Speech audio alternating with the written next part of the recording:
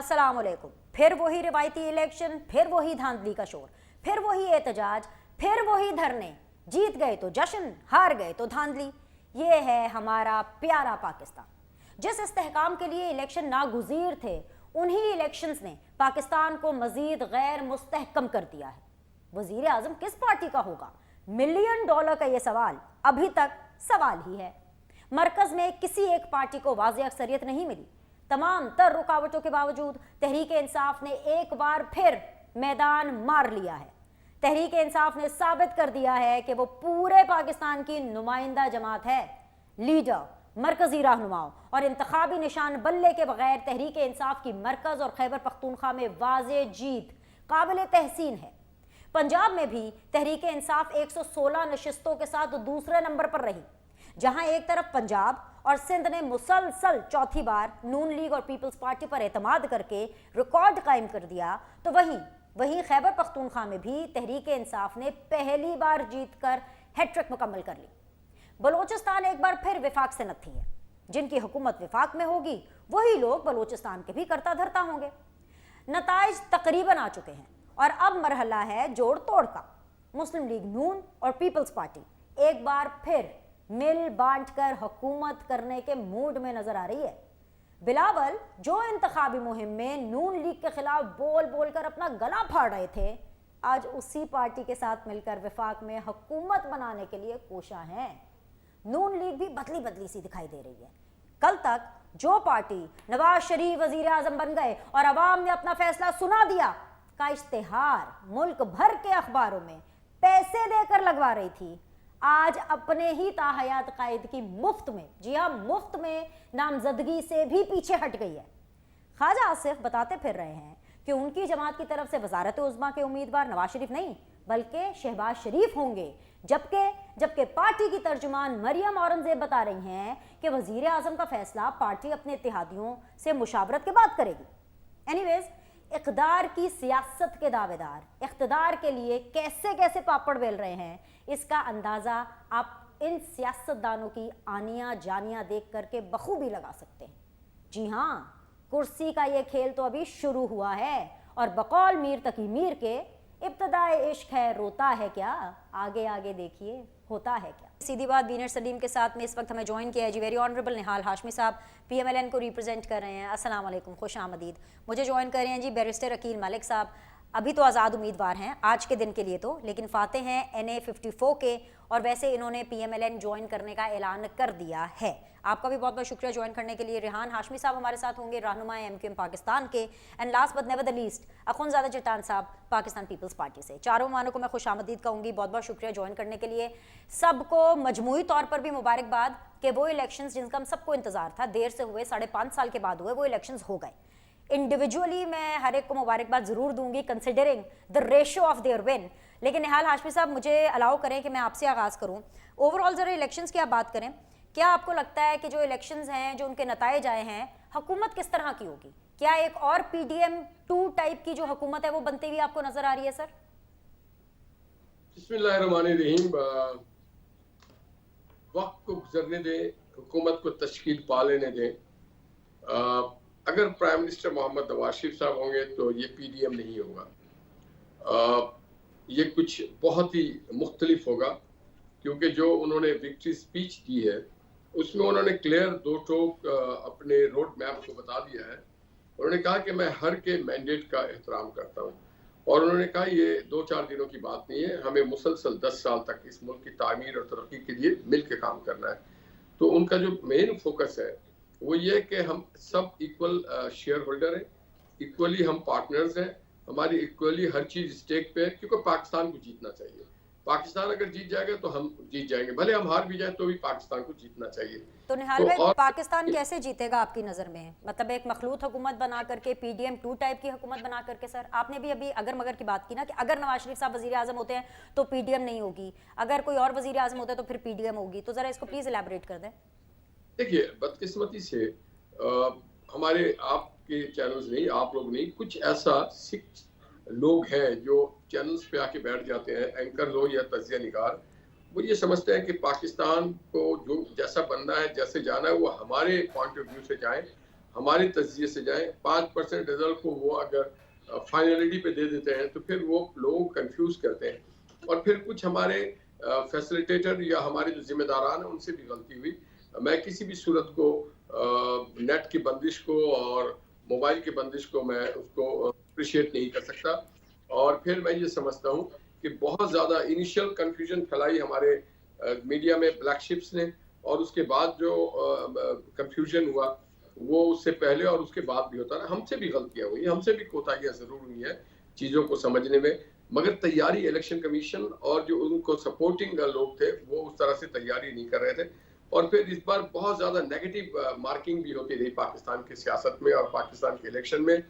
लोगों को कंफ्यूज किया गया। हर कोई समझ रहा है कि वो जीत गए, वो जरूर जीत गए, मगर इससे पाकिस्तान को हारता हुआ नजर आ रहा है मुझे, और पाकिस्तान को हारने नहीं देना चाहिए क्योंकि ठीक लोग है एक निहाल के भाई, साथ वैसे मैं आपकी राय की कदर करती हूँ। लोग मैं सुन ले, जी लोग उम्मीद के साथ, होप के साथ, एक प्रोग्राम के साथ इलेक्शन में आते हैं कि जी इलेक्शन हो जाएगा अगर अच्छा तो मेरे अगले साल, अगले 5 साल बहुत बेहतर होंगे।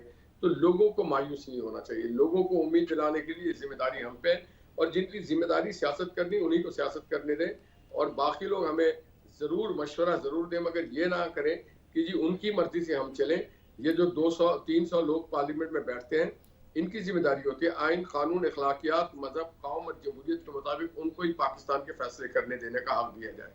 बिल्कुल आपने बजा फरमाया। मैं आपकी राय की बड़ी कदर करती हूँ और इस एटीट्यूड की मैं बहुत ज़्यादा कदर करती हूँ कि आपने सिर्फ एक तरफा बयान नहीं दिया, एक तरफा जिम्मेदारी नहीं डाली। आपने ये जिम्मेदारी भी एक्सेप्ट की कि चाहे फ़ोन की बंदिश हो, चाहे उसके बाद इलेक्शन कमीशन के नताइज का डिले हो, ये जो चीज़ें हैं ये पार्टी के हायर अप्स की तरफ से नहीं आई थी। लेकिन आई थिंक सो कि जैसे जैसे इलेक्शन डस्ट सेटल डाउन होगी, जैसे आपने ये मौक़िफ़ आगे आके दिया, बर वक्त तो नहीं खैर, लेकिन जैसे आपने मौक़िफ़ दिया आपकी बाकी पार्टी भी आगे देगी, इससे भी काफ़ी कन्फ्यूजन सेटल डाउन हो जाएगी। मेरे साथ बने रहिएगा। सिंध में क्या हुआ मैं इसके ऊपर बात करना चाहती हूँ, लेकिन मैं पहले रेहान हाशमी साहब को भी शामिल कर लूँ। रेहान भाई बहुत बहुत शुक्रिया ज्वाइन करने के लिए, रहनुमा MQM पाकिस्तान के। मैं आपको मुबारकबाद देना चाहूँगी बिकॉज मैं ये समझती हूँ कि आपने बड़ी अच्छी सीट्स निकाली हैं। अभी तक जो मुझे नंबर दिया गया है रफली अराउंड 17 सीट्स हैं जो कि MQM पाकिस्तान ने ली हैं। पहली दफ़ा इन इंतखाबात में इलेक्शन से पहले ही आप लोगों ने अपना टिल्ट, अपना इत्तेहाद, अपना जो वजन था वो PMLN के पलड़े में डाला कि आप लोग PMLN की हुकूमत साजी में मदद करेंगे। सर कोई प्लान डिसाइड हुआ है कि आपको क्या मिलेगा, like what are you getting in return of sitting into the government sir? बिस्मिल्लाहिर्रहमानिर्रहीम। देखिए, जिस तरह कि आपने बताया कि मुस्लिम लीग नून के साथ हमारा इत्तफाक राय जो तकरीबन 1.5 साल कबल हुआ था, और वो बुनियादी तौर पे इत्तफाक राय कुछ असूलों की बुनियाद पर था, और ये वो मुतालबात थे जो मुख्तलिफ औकात में मुख्तलिफ गवर्नमेंट के साथ ना सिर्फ मुतालबात तस्लीम करवाए जाते थे, इस पे अमल दरामद नहीं होता था तहरीरी मुआहदों के बावजूद भी। तो मुस्लिम लीग नून ने इस बात पर इत्तफाक किया और इनकी तरफ से एक जेस्चर भी आया, और हमारे इन मुतालबात की तक़वियत उस वक्त हुई जब रीसेंसस का मुतालबा इन्होंने हमारे कहने पर तवातुर के साथ उसको पूरा किया, और उस मुतालबे को पूरा होने के नतीजे में तकरीबन 75 लाख के करीब कराची की आबादी बढ़ी। गो के हमें इस पर अभी भी एतराज है, मगर इन तमाम चीजों के बावजूद भी हम समझते हैं कि इस प्रोसेस को आगे बढ़ना था, और उसमें आईनी मुतालबात थे, क्योंकि हमारा कोर कंसर्न जो है वो निचली सतह तक इख्तियारात की मुंतकली है, और इख्तियारात की मुंतकली वो बुनियादी तौर पर लोकल बॉडीज के जरिए हो। और सिंध में क्योंकि हमारी सूरत हाल जिसको हम फेस करते रहे, कराची के लोग बिलखसूस और अर्बन एरियाज के लोग फेस करते रहे, उसमें हमने ये देखा कि जनाब जो प्रोविंशियल फाइनेंस कमीशन है वो नहीं डिवॉल्व किया जा रहा था, और अभी भी नहीं हो रहा तकरीबन 8-10 सालों से। ऐसी सूरत हाल में जो केओस अर्बन एरियाज में मच रहा है, जिस तरह टैक्स अर्बन एरियाज की कराची वाले लोग अमूमी तौर पर जो दे रहे हैं, और उसके एवज में उनको जो बेसिक नेसेसिटी फराहम होनी चाहिए वो नहीं हो पा रही। तो प्रोविंशियल फाइनेंस कमीशन को नेशनल फाइनेंस कमीशन के साथ मशरूत करने का भी एक अमल है जो कि आईनी तरामीम के जरिए होगा। इस पर मुबाहिसा होगा, इसका तरीकाकार वज़ा होगा, उसके बाद जाके चीजें आगे बढ़ेंगी। रेहान भाई ये सजेशन आपके जो वफ्द है उन्होंने रखी है विद द हाउस ऑफ शरीफ्स?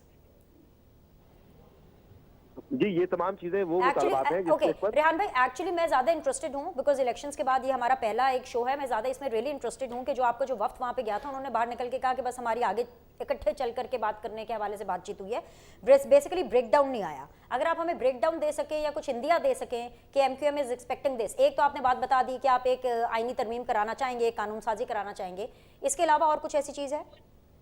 देखिए ऑनेस्टली स्पीकिंग जो आप जिस तरफ इशारा करना चाह रही हैं वजारतों के हवाले से, उस पर कोई अभी गुफ्तगू नहीं हुई है। इस मुतालबात को किस तरह आगे लेकर बढ़े और किस तरह पाया तकमील तक पहुंचाएं, क्योंकि हमें कुछ डिलीवर करना है।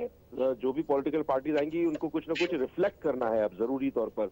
और उसके लिए तरीकाकार बहुत संजीदगी के साथ, और मुखालफीन को भी जो जो जो स्कैटर्ड किस्म का एनवायरनमेंट पॉलिटिकल हुआ है, जो कियोस मची हुई है, या कुछ एलिमेंट्स की जानिब से डिफेमेशन या अदम एतमाद रियासत की जानिब उठाया जा रहा है, तो हमें ना सिर्फ इकोनॉमिक क्राइसिस को काउंटर करने की भी बात करनी है, ग्लोबल सिनेरियो जिस तरह पाकिस्तान को डिफेम करने का मुनज़्ज़म अंदाज में किया जाता रहा है, उसको डाइल्यूट करने का भी मामला करना है। और वो यकीनन रेहान भाई चले, वजारतों के लिए तो बहुत कबल अज़ वक्त है, I completely understand, fair enough. पर सर आपके वक्त के साथ बात हुई नहीं हुई आई डोंट नो, लेकिन आपके वक्त ने बॉडी लैंग्वेज और ये चीज़ तो गेज कर ली होगी ना कि who is the bigger Sharif in the house of Sharif, prime minister कौन बन रहा है? देखिए अगर आप पूछे तो ये मेरा ख्याल है, मेरा अपना ज़ाती ख्याल है, क्योंकि जो हमने भी बॉडी लैंग्वेज देखी, क्योंकि इसके ऊपर बात नहीं हुई है, लेकिन मैं समझता हूँ कि शायद मरियम नवाज शायद प्राइम मिनिस्टर बने, और उस पर कोई फार्मूला वगैरह गालिबन तय होगा कि इत्तेहाद होगा कि मरियम नवाज शायद प्राइम मिनिस्टर बने। आप ये कह रहे हैं? तौर पर ये भी हो सकता है, नामुमकिनात में से कुछ भी नहीं है, क्योंकि सरप्राइजेज का है ये हफ्ता, और आपको बहुत सारे सरप्राइजेज मिलेंगे। चलिए, नहीं हमारे लिए तो सरप्राइज हो तो चले, वो तो ठीक है, हम तो मीडिया पर्सन है, लेकिन अगर इत्तेहादियों के लिए भी सरप्राइज है तो फिर तो देखना ही पड़ेगा। ठीक है, मेरे साथ रहिएगा निहाल भाई, रेहान भाई मेरे साथ रहिएगा। ऑलराइट, ठीक है, ठीक है, बिल्कुल मेरे साथ रहिएगा। बैरिस्टर अकील मलिक साहब, अस्सलाम वालेकुम, बहुत शुक्रिया ज्वाइन करने के लिए। सो बैरिस्टर अकील साहब, मैं तो पहला सवाल आपसे जानना चाहूंगी कि वजीर आजम कौन होगा इस मुल्क का? बिनिश, बहुत बहुत शुक्रिया, thank you for the wishes. लेकिन वजीर आजम का आपने सवाल जब किया तो मैं तो यही कहूँगा कि वजीर आजम मियाँ मोहम्मद नवाज शरीफ साहब होंगे, और इस मुल्क की अशद ज़रूरत भी है मियाँ मोहम्मद नवाज शरीफ साहब को, और इस मुल्क को मियाँ मोहम्मद नवाज शरीफ की ज़रूरत है।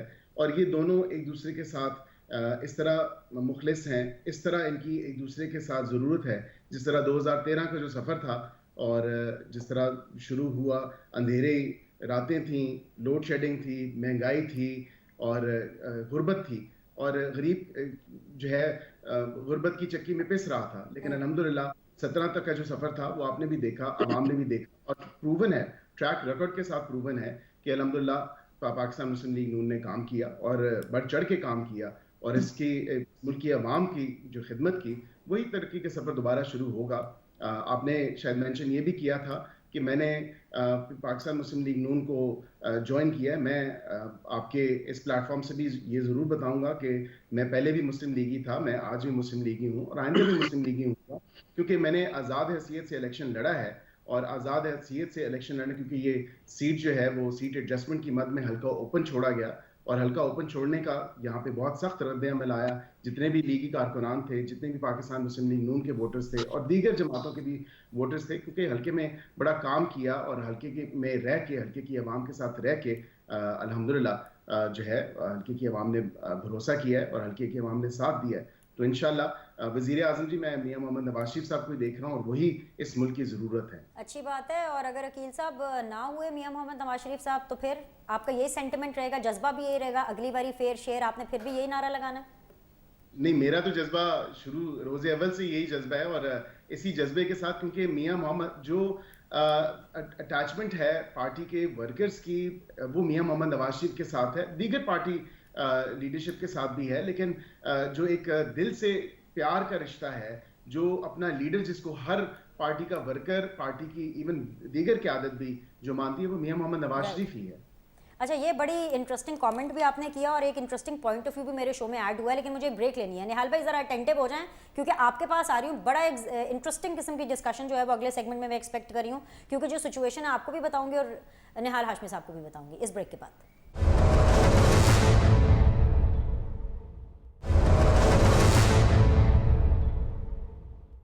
ब्रेक के बाद जी आप लोग को खुशामदीद कहते हैं। निहाल हाशमी साहब, तासुर इस डिस्कशन में जो बना है वो भी, और इससे पहले जो PMLN ने जिस तरह से भी अपनी कैंपेन की, अखबारात में जिस तरह से भी इश्तिहारात छपवाए, नवाज शरीफ साहब को सेल किया गया, वो जो एक गोल्डन पोस्टर था ना आप लोगों का, कि वो जो एक नाम है और एक ब्रांड है, वो नवाज शरीफ था जिसको आप लोगों ने मार्केट किया। सो लग ये रहा है कि आप लोगों ने नवाज शरीफ साहब को दिखा करके शहबाज शरीफ साहब को बेच दिया। ये कहाँ की इंसाफ है? देखिए पुनीत, सबसे पहले तो मैं यंग डायनेमिक अकील मलिक साहब को बहुत मुबारकबाद दूंगा कि वाकई we are very proud of you कि too young and too spirit, और जिस तरह से उन्होंने सत्यानाश किया है गुलाम सरवर का, वो बस मेरे तरफ से billions and billions and billions कम हो जाए वो भी थैंक्स कि उस आदमी ने जिस तरह से पीआईओ का बेड़ा गर्क किया पाकिस्तान के। लेकिन आपकी पार्टी ने अकील को प्रेफर नहीं किया। अकील तो अपनी मोहब्बत में आ गए नून लीग में, आपकी पार्टी ने प्रेफर नहीं किया सर, ये फैक्ट रहेगा।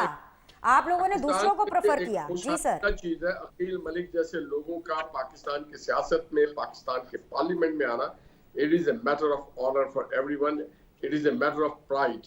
और जिस आदमी को, जिस बुरुज को गिरा के आए हैं, पूरे पाकिस्तान के लोग इनको बहुत दुआएं दे रहे होंगे, इतनी दुआएं कि इनको अंदाजा नहीं है। एक ऐसे सियासत का खात्मा किया है जो मुफाद परस्ती की सियासत थी, जो एंटी पाकिस्तान, मैंने पाकिस्तानी लोगों की एंटी फीलिंग्स थी, जो पाकिस्तान की सिविल पीआई के लिटरली तबाही में सारे किरदार एक तरफ, इस आदमी का किरदार एक तरफ। और फिर काफी बहुत अच्छा किया उन्होंने, अपने कॉन्स्टिट्यूएंसी को भी इंटैक्ट रखा and we are proud of it. चले अच्छी बात हो गई, आपने बड़ी तारीफ कर दी अकील की, लेकिन अकील की जो पूरी कारकर्दगी थी ना वो नवाज शरीफ साहब के लिए थी sir.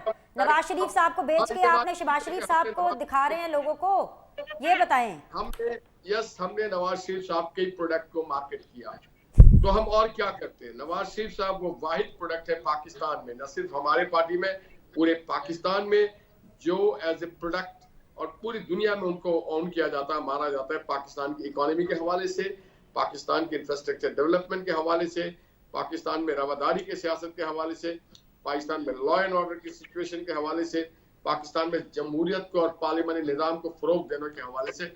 Yes, there is no other than not Absolutely, sir. Sir, absolutely. निहाल भाई मेरे साथ रहिए। Absolutely, no two ways about it. मैं तो सर इख्तलाफ कर ही नहीं रही हूँ, पर मुद्दा ये है कि ख्वाजा आसिफ साहब आज ही, बल्कि मैंने शो के आगाज में भी ये बात की, ख्वाजा आसिफ साहब बता रहे थे कि पार्टी के जो वजीर आजम के उम्मीदवार हैं वो नवाज शरीफ नहीं, शायद शहबाज शरीफ हो, और मरियम औरंगजेब साहिबा ये कह रही हैं कि लो अभी तो वजीर आजम का फैसला ही नहीं हुआ, हम तो सब पार्टीज के साथ बैठेंगे, फिर वो जो बोलेंगे तो हम करेंगे। तो यही तो मैं कह रही हूँ ना, ये भी तो गलत है। ऑनलाइन आपने जो चीज कुछ और ऑर्डर की हो तस्वीर देख करके, और आपके घर पे कोई और चीज डिलीवर हो जाए, आप तो अच्छा नहीं मानेंगे ना, आप अच्छे रिव्यूज देंगे नहीं देंगे, तो अवाम के साथ आप ये क्या खिलवाड़ कर रहे हैं?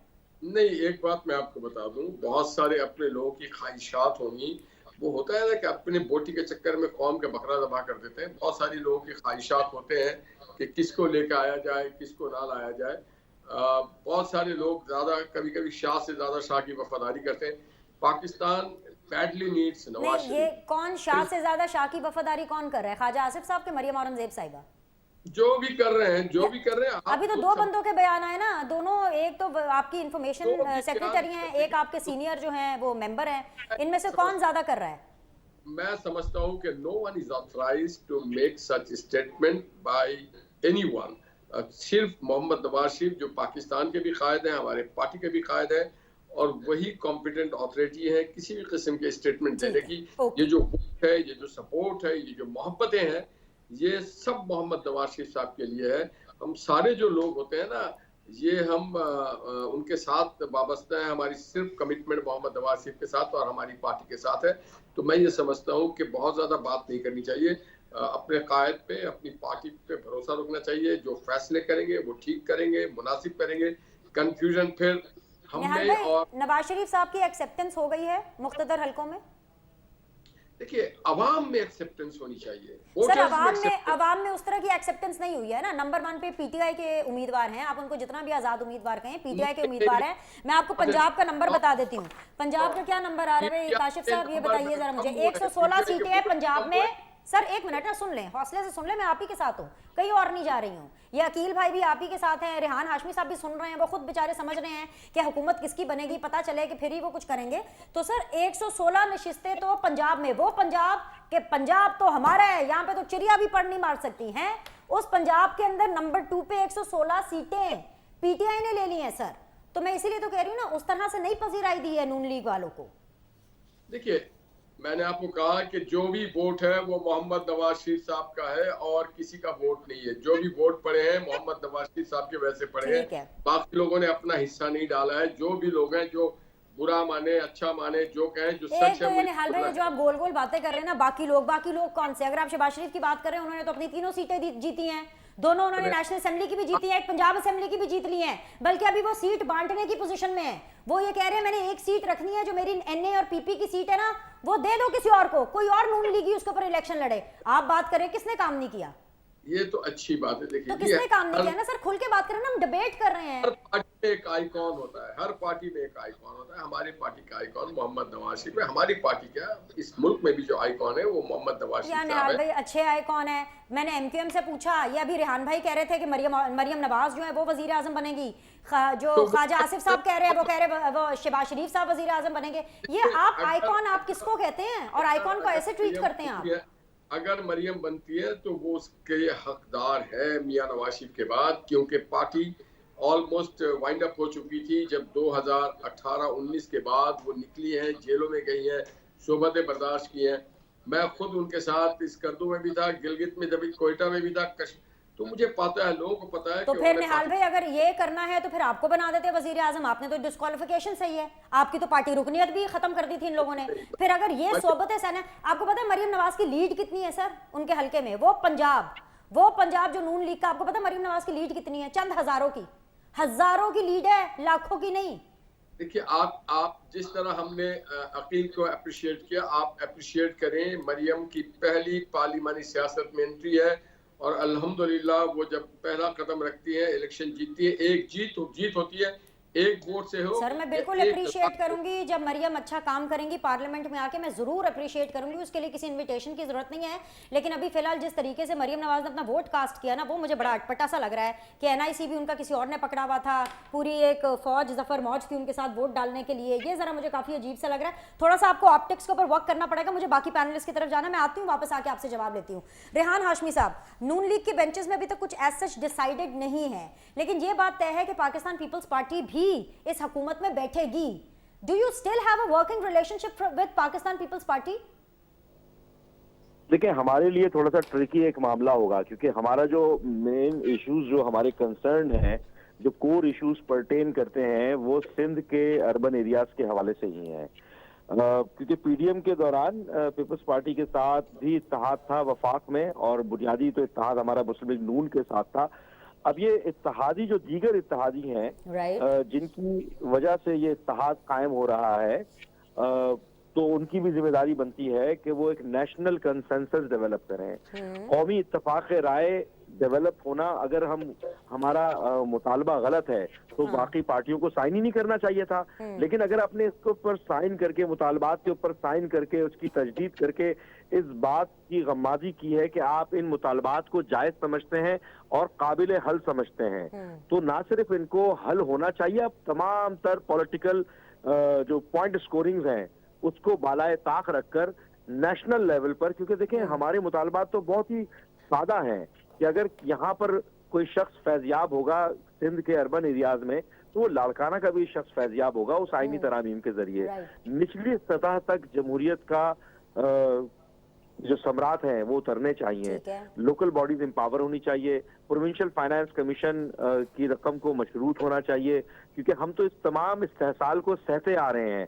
ट्रिकी मामला है, लेकिन लेट्स सी, हम पूरी उम्मीद है कि ये जो दीगर पॉलिटिकल पार्टीज हैं इसको ना सिर्फ प्रेशर बिल्डअप करेंगी, अगर ये लॉन्ग टर्म बेसिस पर सस्टेनेबल डेमोक्रेटिक प्रोसेस और सस्टेनेबल सिस्टम चाहती हैं, तो उनको चाहिए कि कम से कम इस बात के ऊपर भी इत्तेफाक राय पैदा करें। मुझे ब्रेक लेना है, मुझे बस एक लफ्ज में इसका सिर्फ जवाब बता दीजिए।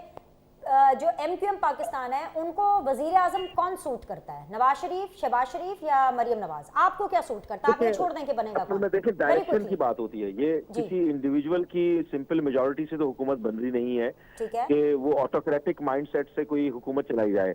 ये तो इत्तेफाक राय से, मुफाहमत से कोलिशन गवर्नमेंट एक फॉर्म हो रही है, जिसमें कोई भी प्राइम मिनिस्टर आएगा उसको तमाम से कंसेंसस डेवलप करने होंगे, इत्तेफाक राय कायम करनी होगी, मुफाहमती अमल को चलाना होगा, और उस मुफाहमती अमल के जरिए लार्जर कैनवस के ऊपर ठीक है, मुझे आपका जवाब मिल गया। पता नहीं आप लोगों को इलेक्शंस के बाद क्या हो जाता है? निहाल भाई भी गोल गोल दायरों में, रेहान भाई आप भी नाम नहीं ले रहे हैं। आप मुफाहमत की बात करें तो मुफाहमत के तो दो ही बादशाह हैं, एक आसिफ अली जरदारी और एक शहबाज शरीफ है। नाम आप लोग लेते नहीं है। चलें जी, आसिफ अली जरदारी साहब का जिक्र है तो पीपल्स पार्टी का भी जिक्र हमें ज्वाइन किया जी अखुनज़ादा चट्टान साहब ने। उनकी बड़ी उम्मीदें हैं इस पूरे सेटअप से। क्या उम्मीदें हैं जानते हैं इस छोटे से ब्रेक के बाद।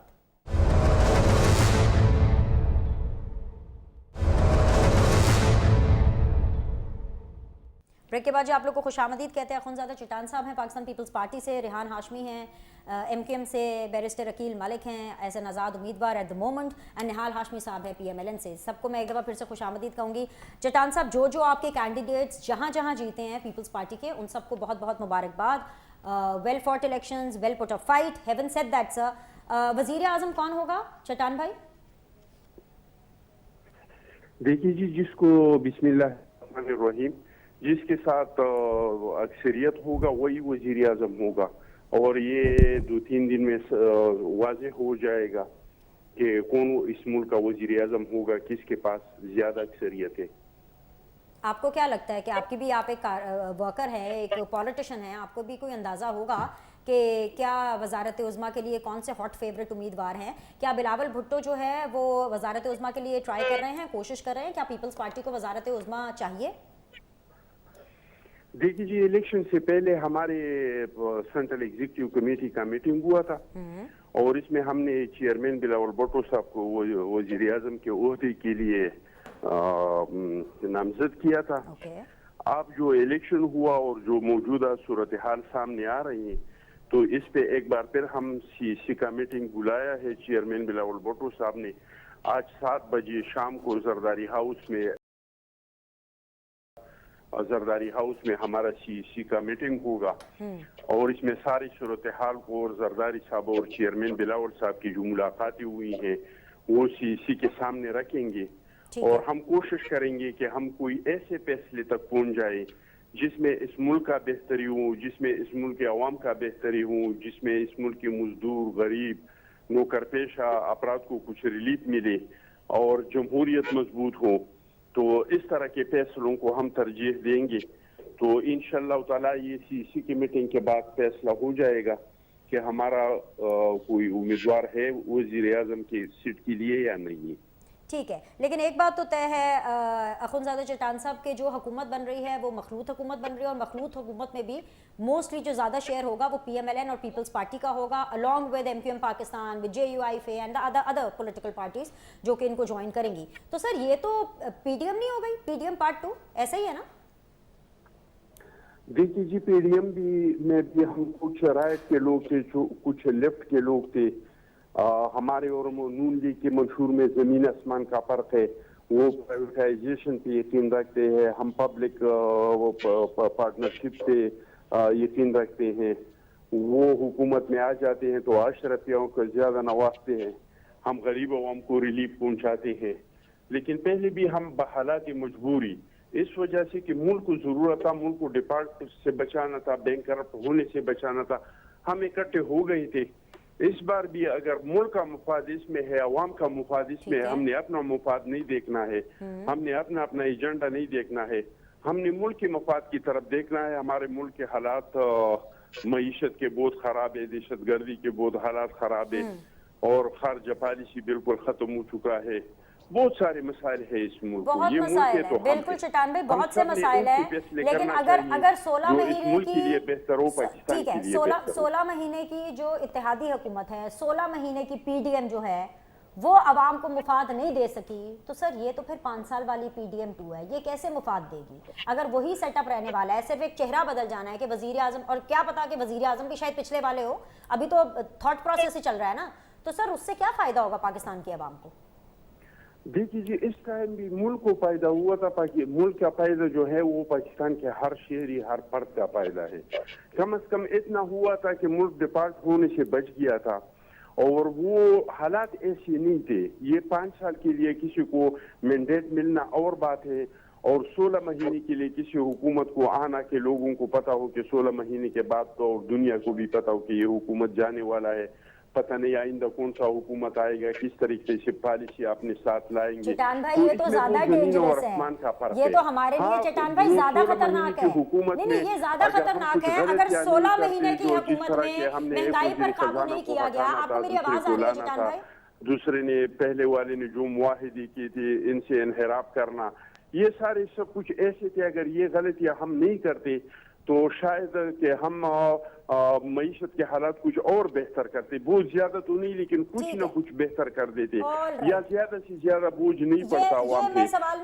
लेकिन ये है कि कामयाबी और नाकामियां दोनों हैं वो 16 महीने। अकील, मैं ये सवाल आपसे पूछना चाहती हूँ, मैं आपको बताती हूँ क्यों। नॉट दैट कि मैं आपको एक ऑकवर्ड पोजीशन में पुट अप करूँ, इसलिए क्योंकि आप सही मानों में, ना सिर्फ इस पैनल में बल्कि आप पार्लियामान में भी जब जाएंगे तो आप सही मानों में यूथ की नुमाइंदगी करेंगे। जो 16 महीने की पीडीएम की गवर्नमेंट नहीं कर सकी, as a youth member, as a member of the parliament, as one of the member of one of the famous political party PMLN, आपको लगता है कि ये जो 5 साल की पीडीएम है ये आवाम के मसाइल हल कर देगी? 16 महीने में इतनी महंगाई कर दी है, हालांकि आपको पता था 16 महीने के बाद जो है वो नून लीग ने इलेक्शन में जाना है, सबने इलेक्शन में जाना है, तो थोड़ा हाथ हौला रखते। अब तो फिर पता है कि 5 साल का सेटअप है, अब कौन पूछेगा? Binish, आपने बिल्कुल ठीक कहा, and I can't disagree with this because it doesn't look very promising कि अगर एक मिक्स बैग सिचुएशन बन रही है और उसमें अगर पॉलिटिकल पार्टीज अपने अपने इंटरेस्ट को अगर देखें तो पाकिस्तान की तो बात फिर ना हुई। बात तो ये है कि पाकिस्तान की आवाम की बात करनी है, पाकिस्तान की बेहतरी की बात करनी है, डिसीजन मेकिंग की बात करनी है। मुश्किल फैसले, ठीक है, हमने 16 महीने मुश्किल फैसले थे, मुश्किल फैसले लिए, लेकिन उसमें अवाम के जो सेंटिमेंट्स थे, पाकिस्तानी अवाम ने एक रिजेंटमेंट का इजहार भी एट सम पॉइंट उन्होंने किया। और महंगाई ऑब्वियसली किसी को पसंद नहीं है, हमें पसंद नहीं है, अवाम को पसंद नहीं है, किसी को भी महंगाई पसंद नहीं है। हर कोई चाहता है कि सहूलत हो, पाकिस्तान तरक्की करे, पाकिस्तान में टेक्नोलॉजिकल एडवांसमेंट्स हो, गरीब जो है कम से कम। मुझे लगता है कि आप इसीलिए जीत गए क्योंकि आप इंडिपेंडेंट थे। अगर शेयर पर होते तो आप भी स्ट्रगल करते, ये बात आप माने, ये बात माने, यू नो दिस कि हर काम में मसलहत होती है और बेहतरी होती है। तो मैं एट दैट पर्टिकुलर पॉइंट शायद डिसहार्टन था कि पार्टी ने ये सीट एडजस्टमेंट कर दी, लेकिन अल्लाह की क्या मसलहत थी इस फैसले में वो मैं नहीं जान सकता, because man proposes God disposes. So इसमें जहां तक बात है कि ये एक मिक्स बैग सिचुएशन है, ठीक है, आई थिंक मीनिंगफुल इसको, जिस तरह आपने जिक्र किया पीडीएम पार्ट 2 वाला, तो इसको थोड़ा सा इस एंगल से देख लिया जाए कि जो एक पॉलिटिकल पार्टी पाकिस्तान की बेहतरी के लिए, पाकिस्तान के मफाद में अगर फैसले करने हैं तो वो पार्टी करे जिसने डिलीवर भी किया है। क्योंकि ऑब्वियसली मैनिफेस्टोस इन दोनों पार्टीज के, हमारी पार्टी के भी और पीपल्स पार्टी के डिफरेंट है, लेकिन we'll have to come together, we'll have to come to the talking table and we'll have to put Pakistan before us and Pakistan first than anything else, because यहाँ पे अगर कोई political party अपना interest देखेगी तो वो फिर पाकिस्तान की बात नहीं होगी। राइट, कोई पॉलिटिकल पार्टी ये देखेगी। Very thoughtful discussion. ठीक है, मुझे ब्रेक लेने की एक इजाजत दीजिए, ब्रेक के बाद वापस आएंगे, फाइनल राउंड ऑफ डिस्कशन होगा, विल बी बैक।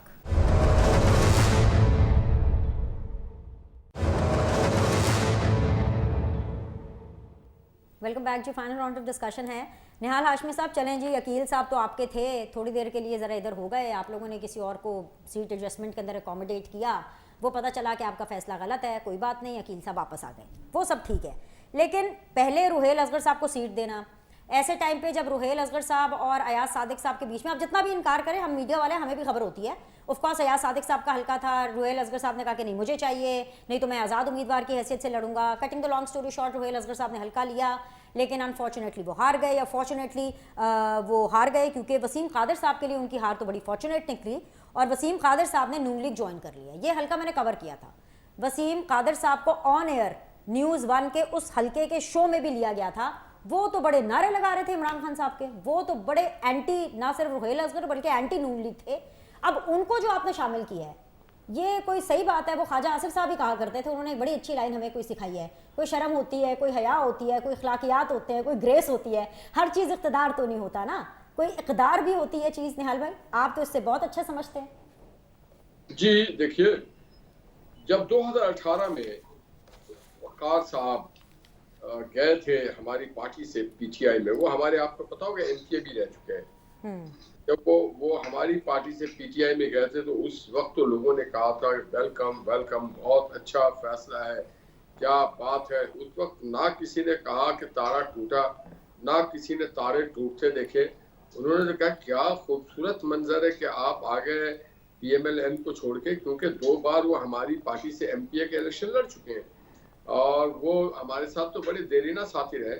अब वो कौन सी मजबूरी है, कौन लोग थे उस वक्त, कहाँ से फैज़याब हुए ये कि जिन्होंने इनको फैज करा दिया PTI का, और फिर कुछ लोगों को फैज कराया गया PTI का, उनकी मजबूरी थी और जैसे उनको मौका मिला तो उन्होंने वो फैजियाबी का जो पट्टा था उसे तर्क किया और आज़ादी का पट्टा पहन लिया। तो इसमें अचंभे की बात नहीं, जब जहाज भर के लाया जा रहा था उस वक्त तो कह रहे थे कि सही दुरुस्त फैसला है और एक देखिए एक सही रास्ते की तरफ आ रहे हैं। आज अगर कोई दुरुस्त फैसला कर रहा है तो हमारे बाज नाक़दीन कहते हैं कि ये तो लोटा है, ये तो कल वो जब आपके साथ था तो उस वक्त क्या था, उस वक्त तो भी वो हमें छोड़ के गया था, तो हमें सोचना पड़ेगा। लेकिन निहाल भाई एक थोड़ा सा टेक्निकल इशू है। टेक्निकल इशू ये है कि PTI ने इक़दार की सियासत का नारा नहीं लगाया था। वो तो कहते थे कि आप चोर डाकू हैं सारे लोग, और जो हमारे पास आ जाते हैं यानी जो PTI में आ जाते हैं वो धुल धुला के सारे फरिश्ते बन जाते हैं। आप लोगों का नारा इक़दार की सियासत का है, आपने इक़दार की सियासत को हमेशा बहुत वैल्यू किया। और निहाल भाई ये सवाल मैं स्पेसिफिकली पूरे पैनल में सिर्फ आपसे पूछना चाहती हूँ, क्या तहरीक इंसाफ के हिमायत याफ्ता, I am not talking about a genuine independent, Tehreek Insaf का जो इंडिपेंडेंट है, क्या उस उम्मीदवार को इलेक्शन के रिजल्ट के बाद, उसकी जीत के बाद तोड़ना, क्या ये जमहूरियत है सर? बस मुझे इसका जवाब दे दें। देखिए 20 तो ऐसे लोग हैं जो सीट एडजस्टमेंट में हमारे थे और वो आज़ाद लड़े, वो उन्होंने महसूस किया कि उनके साथ उनके हल्के के लोगों ने महसूस किया कि मुनासिब फैसला नहीं हुआ, वो जीत के वापस आ गए, पार्टी के अंदर आ गए, किसी और पार्टी से नहीं जीते, आज़ाद जीते। हाँ, और अगर वकार साहब भी PTI के झंडे तले या उसके सिंबल से जीत के आते तो शायद ये बहुत ही नामुनासिब था, मगर मैं समझता हूँ कि ये वक्त नहीं आएगा कि हम PTI के MNAs को दाना डालेंगे। हम कोई PTI तो नहीं है ना कि हम जहाज भर के नहीं, वसीम कादर को तो आप लोगों ने लिया, बैरिस्टर अकील के बाद जो दूसरी पोस्ट मैंने देखी, ये अकील भी कहेंगे PMLN ऑफिशियल पेज पे पहली पोस्ट अकील की थी, दूसरी पोस्ट जो थी वो वसीम कादर की थी, और वो भी मरियम नवाज के बिल्कुल बराबर में खड़े होके। ऑप्टिक्स सर ऑप्टिक्स हूँ और रहूंगा। वकार ने कहा मैं अपने घर वापस आया हूँ, वो जब गए थे वकार तो उस वक्त लोगों ने उनको क्या कहा था, वो तो अपने घर वापस नहीं गए। PTI के वोट लेकर के वापस घर आए हैं क्या? इलेक्शन से पहले आ जाते ना। समझता हूँ, देखिए इस कल्चर को बंद होना चाहिए। मैं समझता हूँ हमें अपने अंदर तब्दीली ये चीज ना, देखिए जब आप लॉजिकल बात कर रहे हैं, कर लें।